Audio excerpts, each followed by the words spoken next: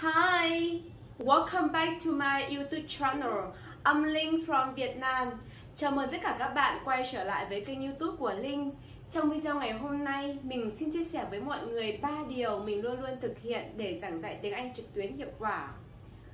Điều đầu tiên mình xin đề cập đến chính là preparation, sự chuẩn bị. Ở đây thì mình sẽ chuẩn bị về bài giảng và chuẩn bị về trang thiết bị giảng dạy. Mình thường sẽ online trên lớp học 30 phút để kiểm tra xem hôm nay mình dạy ai, dạy gì và dạy như thế nào. Sau đấy mình sẽ kiểm tra về trang thiết bị giảng dạy bao gồm có máy tính, mic nói, loa, ánh sáng và vị trí đặt camera cũng như tốc độ đường truyền mạng.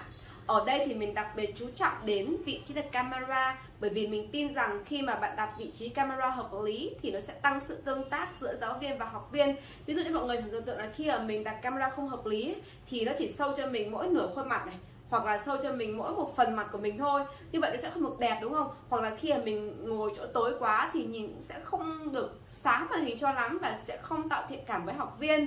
Vì vậy mà mình sẽ luôn luôn chú trọng đến vấn đề đặt camera. Đây mọi người có thể chú ý, đây là lớp giảng dạy của mình này. Mọi người có nhìn thấy nhá, mình làm background vì hôm đấy cái vị trí mình ngồi gọn gàng, cái background không được gọn gàng cho lắm nên mình sẽ làm mờ nền này. Sau đấy thì ánh sáng sẽ phải chiếu sáng khuôn mặt của mình, vị trí ngồi đảm bảo hết từ ngực trở lên, đủ rõ ngũ quan hài hòa. Như thế nhìn mình cũng sẽ rạng ngời hơn, đúng không ạ? Ok. Điều thứ hai, number 2, energy, năng lượng trong lớp học. Ok. Đặc thù của lớp học trực tuyến chính là gì nhỉ? Cô và trò sẽ không được nhìn trực tiếp với nhau mà tất cả chỉ là thông qua màn hình thôi. Mà để học viên ngồi im trước màn hình máy tính, đặc biệt là học viên KIPP nhỏ tuổi, đúng không? 30 phút thì là cả một sự nỗ lực và thử thách với lại giáo viên. Và bên cạnh cái việc bài giảng hấp dẫn ấy, thì cái năng lượng giáo viên truyền tải ở bài giảng rất là quan trọng. Năng lượng ở đây sẽ được thể hiện qua biểu cảm khuôn mặt, giọng nói và ngôn ngữ hình thể của mình. Mình nhận ra là cái gì? Mình chỉ cần gì cả? Nhấn nhá giọng nói lên xuống này, mỉm cười cho lớp học thường xuyên và sử dụng các cái động tác mô phỏng, ví dụ như là can you scream, can you dance, đúng không? Can you sing, la la la la la. Đó thì học viên cũng sẽ gì rất là hào hứng học tập rồi. Ví dụ nhá, cùng một câu hỏi là gì nhỉ? How are you today? Đúng không? Mình sẽ không, đối với học viên KIPP ấy, mình sẽ không thể nói gì how are you today đâu, lạnh lùng như thế đâu, mà mình sẽ gì nhỉ? How are you today? Kết thúc bằng nụ cười và still sticker lên. Đó, như trong hình của mình này. Đó. How are you today? Học sinh nhìn một cái là sẽ mỉm cười theo cô và tương tác lại với cô luôn nè. Yes. Ok.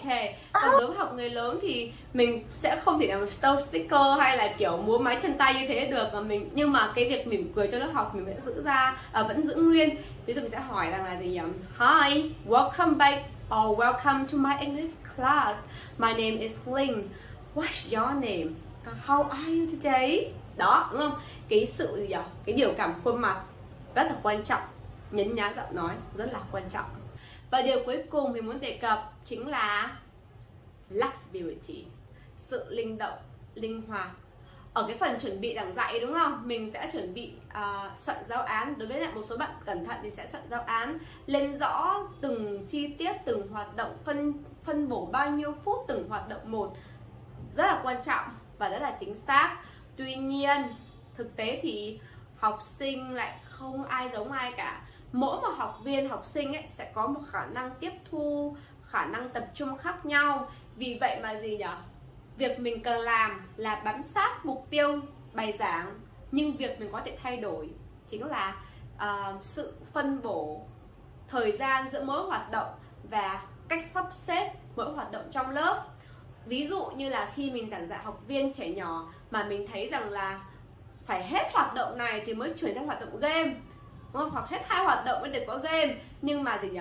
Khi mà mình dạy nha, mình thấy học viên hôm nay có vẻ không vui cho lắm thì mình sẽ cho phần game lên trước luôn, hát luôn với mình hoặc là nhảy luôn với mình. Sau đấy thì mình mới cho học viên học. Như vậy để học viên có thể kiểu như là thoải mái hơn với lại thầy cô. Hoặc là khi mà mình giảng dạy các bạn khác, đúng không? Mà gì nhỉ? Bụp luôn cho phần nghe luôn. mà mình thấy là học viên của mình lại yếu phần nghe, giỏi phần đọc thì mình, hoặc là giỏi phần từ vựng thì mình sẽ bút cái phần học viên giỏi trước là cho học viên làm phần từ vựng, phần kiến thức trước, bài tập trước, rồi mình mới chuyển sang phần nghe. Như thế thì học viên của mình sẽ đỡ bị ngộp kiến thức hơn ấy ạ. Trên đây là 3 điều cơ bản mình thường thực hiện để giảng dạy tiếng Anh trực tuyến hiệu quả. Mình hy vọng rằng là những cái tips vừa rồi của mình sẽ phần nào hữu ích với lại thầy cô và các bạn, và cũng rất là mong được lắng nghe những nhận xét góp ý của thầy cô để mình có thể tiếp tục nâng cao kỹ năng giảng dạy của mình, cùng hướng tới mục tiêu là học sinh Việt Nam giỏi tiếng Anh và yêu tiếng Anh.